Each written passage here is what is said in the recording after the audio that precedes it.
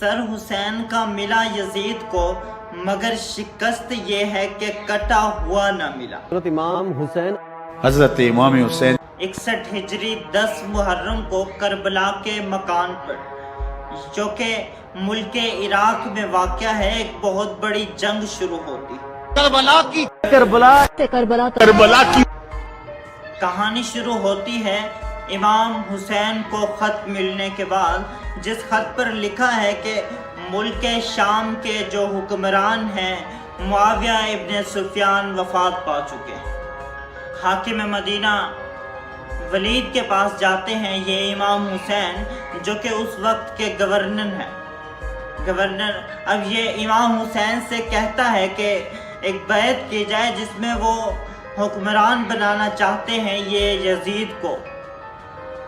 تو امام حسین انکار کر دیتے ہیں، یہ کہتے ہوئے کہ اہل بیت کسی کی بیعت نہیں کریں گے۔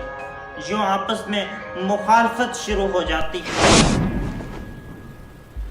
یہ جو کہانی میں جتنے بھی نام ہیں یہ پرافٹ محمد کے فالور ہیں، پرافٹ محمد جن پر قرآن مجید نازل ہوا۔ تو اپنی کہانی پر واپس آئیں تو امام حسین انکار کر دیتے ہیں یہ بیعت کرنے سے، اور یہ خبر پہنچتی ہے کوفہ۔ کوفہ ایک جگہ کا نام ہے۔ کوفہ کے لوگوں کو یہ خبر پہنچتی ہے کہ امام حسین نے بیعت کرنے سے انکار کر دیا۔ تو وہاں کے لوگ جو کہ امام حسین سے محبت کیا کرتے تھے آپس میں جمع ہوتے ہیں ایک مکان پر، اور ایک خط لکھتے ہیں۔ سفیان نامی شخص سے خط لکھوایا جاتا ہے۔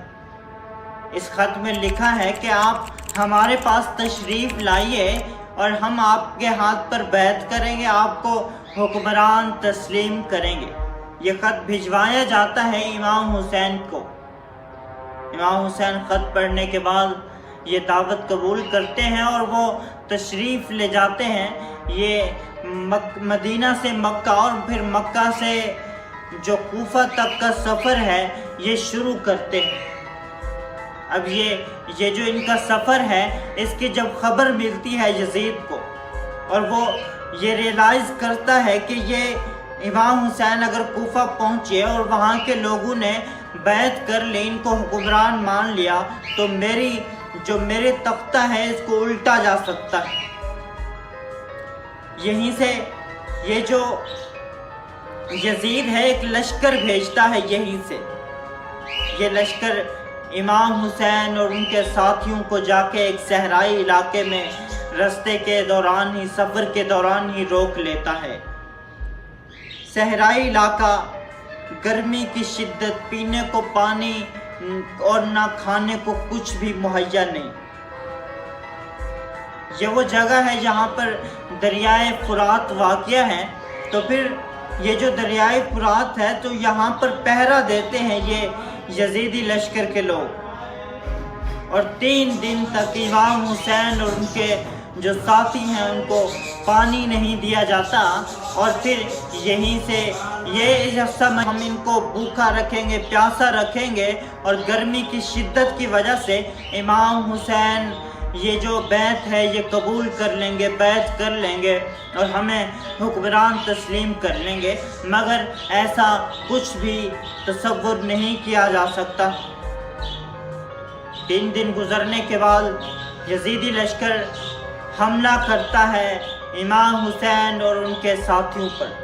امام حسین اور ان کے ساتھی بھی یہ جو میدان جنگ ہے اس میں کود پڑتے ہیں اور پھر ایک بہت بڑی تاریخ رقم کرتے ہیں۔ ایک طرف جہاں دشمنوں کی یزیدی لشکر کی جو تعداد ہے وہ 30,000 کا لشکر ہے، اور دوسری طرف حسینی لشکر جو کہ صرف 78 افراد پر مشتمل ہے، جنگ شروع ہو جاتی ہے۔ یوں یزیدی لشکر کے جو لوگ ہیں وہ بھی مارے جاتے ہیں اس جنگ میں، اور پھر ایک ایک کر کے امام حسین کے ساتھیوں کو مارا جاتا ہے، ان کو ایک ایک کر کے شہید کر دیا جاتا ہے۔ آخر پہ امام حسین جو کہ زخموں سے بھرے ہیں اور جسم سے خون بہہ رہا ہے، ایک کمانڈر کے للکارنے پر ایک شخص جو کہ آگے بڑھتا ہے، فرا بنت تمیمی نامی شخص، یہ آگے بڑھتا ہے اور امام حسین کی گردن پر وار کرتا ہے اور سر تن سے جدا کر دیا جاتا ہے۔ 10 محرم کا دن تھا جب امام حسین شہادت نوش کر جاتے ہیں۔